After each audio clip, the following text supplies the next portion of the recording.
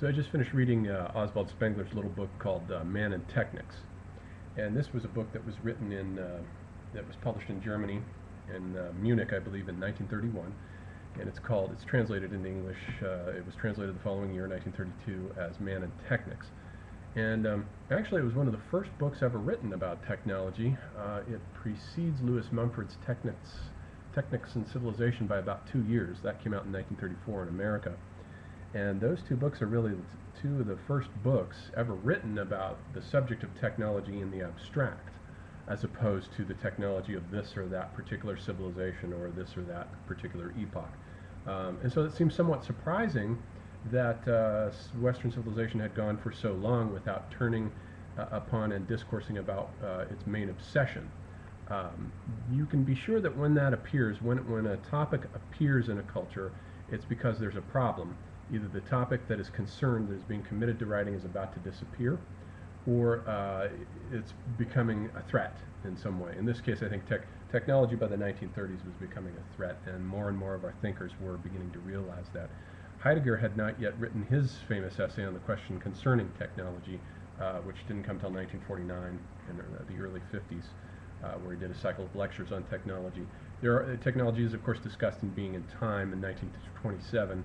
But as far as an entire book about technology, Spengler's Man and Technics is one of the first. And so it kicks off the whole ball that has been rolling through the 20th century, that goes down through Marshall McLuhan, Jacques Ellul and McLuhan in the 60s writing about technology, and on down through to recently Neil Postman and William Irwin Thompson and others. And I, of course, have been writing about technology all along. So I wanted to go back and read this because it was one of the first books that I ever read about this subject as well. Spengler, as I have said elsewhere, was somebody that I discovered as an undergraduate going to school, and I had absolutely no interest in high culture until reading Spengler, and it was at that point that I began to see that this stuff was important and really mattered, and I only began to see that because the decline of the West takes on culture as a whole and presents it to you as an entirety. Spengler was a generalist, and he discourses upon every aspect of culture. He knew something about everything: painting, poetry, literature, the novel, technology, science, mathematics. He knew how all these pieces fit together. And that is why the decline of the West, I think, despite its right-wing politics, Spengler was a right-winger, but it was fashionable in this epoch to be right-wing, just as it was fashionable, say, to be anti-Semitic. I mean, these were aspects of this culture of old-fashioned, heavy modernity, industrial colonial modernity, that's just intrinsic to the structure of its mentality. But what the decline of the West does, though, is it presents culture as a whole, and it's a perfect book for an undergraduate to read because the problem with our universities, they have become, to use Quigley's phrase, they've become institutionalized. They were once an effective instrument of expansion, but now they've become institutionalized, and they're almost worthless, except insofar as one can get vocational training and go on to make money. But insofar as getting a great humanistic education, education in the round is concerned, I think they're pretty much worthless institutions. That's why I avoided them after reading Spengler and Joseph Campbell, and then later William Irwin Thompson and these individuals who did not like academia either. I decided to follow my gut instincts and just leave it and never went back to it. And I think that's proved to be the right decision, because I've noticed that more and more the specialization thing has actually become worse and worse, to the point that when you read books nowadays that are written by academics, whether they're books on history or whatever the subject at hand happens to be, they're just incredibly myopic and narrow-minded and badly written. And so there's been a real loss, not only of intellectual ability, but of aesthetic ability, in the basic ability to discourse, to write. So academia is not in a good situation. It's bad. But anyhow, Spengler himself didn't like academics either. He got his degree in Germany, and he taught as a high school teacher, and until he wrote Decline of the West, published it in 1918, and it became a bestseller. And because of that, he was able to earn an income and live off of that from there on. And he put out the second volume of it in 1924, and then put out this little book in 1931, and then one other book that's not an important book called The Hour of Decision, that is preoccupied with politics, and it's very outdated and not worth bothering about. But then, as he says in the preface to Man and Technics, he was at work during this whole period on a larger opus that was dedicated to the study of prehistory. And he went back to look at the Paleolithic and the Neolithic and try to evolve some sort of theory about it. That book was never finished, and the notes were published as his Nachlass, but they have not been translated. So anyway, what I want to do is just glance at this. It's only 100 pages. It's a short book, but it is still worth reading despite Spengler's outdated politics. We do get the sense as we're reading through this that this is written by a man in 1930s fascist Germany. A lot of that kind of rhetoric is used about the blonde beast of prey and the natural superiority of those who are born to lead versus those who are born to obey. I mean, it's very authoritarian terminology. And though, unlike Heidegger, Spengler did not like the Nazis, he specifically excoriates them in the book The Hour of Decision, and he says that they're a bunch of racist idiots who don't know anything about culture. They liked him, and it's precisely because of the discourse and the vocabulary that he uses about. He takes Nietzsche's master morality versus slave morality and sort of elevates it to a transcendental viewpoint, as though this were somehow constitutive of the structure of the actual, the macrocosm, which it isn't, of course. It's just convention. But he starts off in this text by looking at, he's obviously read Bergson. Now, Spengler was very much a nationalist, didn't read a lot outside the realm of German culture, but then neither did the French. But he did read Bergson, and he loved Bergson as one of his favorite philosophers, and you can see Bergson's influence evident on this text. Bergson talks about in Creative Evolution, the evolution of life, how as you look at the chain of being, the forms of animal evolution become more and more etherealized, so that there's a greater and greater and greater degree of freedom present as you move from the plant world to the animal world. Lower animals like crustaceans, and then you get higher animals that have better and better organs of locomotion so that they can move about through space better and better. So there's this gradual process of the attainment and achievement of freedom through the great chain of being. Some of that, you can see that in Spengler's opening discussion in this book about the differences between the plant and the animal. He starts off with this basic macrocosmic distinction, and he says that the plant, when you look at the plant, it's mobile. It's immobile. It's rooted to the spot. It is blown about. It doesn't really move itself much. It's blown about by the wind and nature, moves about from place to place, and it's largely subject to the macrocosm. The animal is different in that the animal comes along, and the animal is able to detach itself from nature and become a small world moving on its own against the macrocosm, nature, the large world. So it contains this bit of freedom where it's able to move about.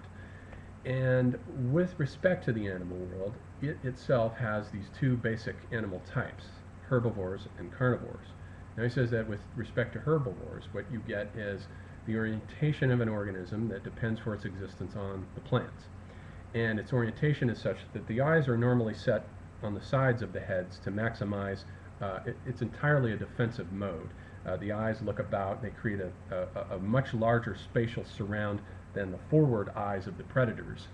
And the eye of the predator is what presents to it a target, and its line of attack is straight on, whereas the strategy of defense of the herbivore is erratic, and it's got all these strategies for moving about. But he says that technics is something that is part even of the animal world. Even animals have technology. But by technics, he doesn't necessarily mean tools, although it does include that, but it also means tactics for living in the struggle for survival. Even the lion chasing the gazelle is exhibiting a tactic. But he says that the difference with animals as opposed to human technology is that their technologies are stereotyped. They don't change. They're instinctive, and they're stereotyped into the organism. Bees have been making beehives forever the same way. They don't change them. So animal technology does not evolve. It's stereotyped into the organism.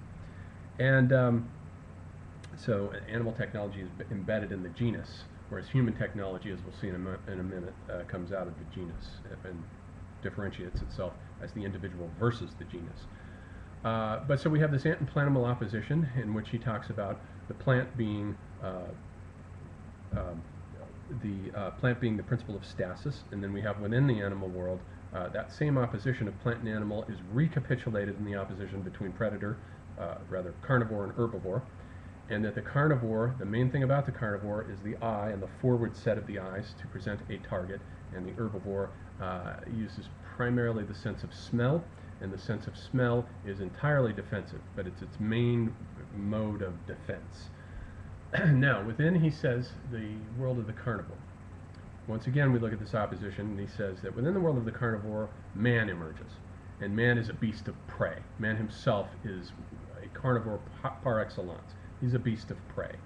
And he comes out of this animal world, and he creates his own form of technology. He says that man comes into being as the result of a spontaneous mutation in nature, whereby man adds to the eye of the carnivore the hand. So the hand comes in a way that balances the eye and creates a fundamental opposition in the human spirit between theory and practice. The eye is associated with theory, and the hand is associated with practice. Now he has this theory about, or rather he adapts the theory of spontaneous mutation. He had said that the problem with the theory of evolution, the Darwinian version of it, is that it doesn't really correspond to the way nature works. The problem with Darwinian evolution is that it represents a projection onto nature of the British temperament, the slow, phlegmatic unfolding, the evolution over time of random mutations being acted upon by the environment, which through natural selection selects those adaptations which will best enable the organism to survive. He says this is all nonsense. Actually, what happens in nature is that it doesn't evolve at all. What happens is that you get a series of catastrophes. Every time a catastrophe happens, it demarcates a new stratum in geology, and so the only reason we're able to recognize these different strata is because they have been punctuated by different catastrophes. And every time a catastrophe comes along, it wipes out the animal organisms that had been morphologically stable. They don't evolve within that period.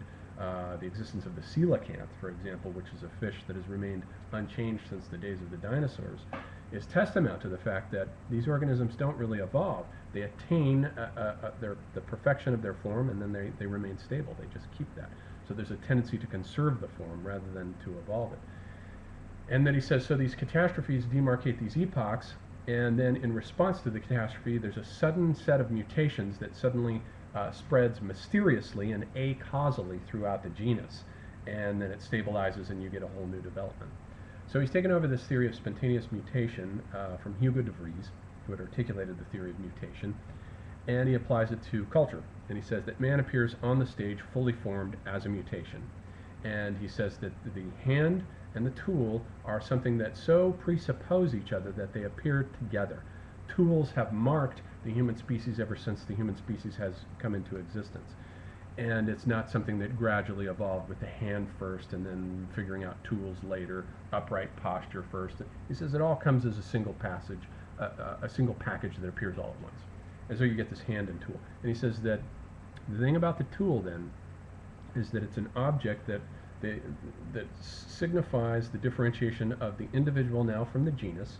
Man creates the first tool as the earliest work of art. It is an implement that is the earliest work of art that is in the broadest, largest sense, a work of artifice that exists in opposition to nature.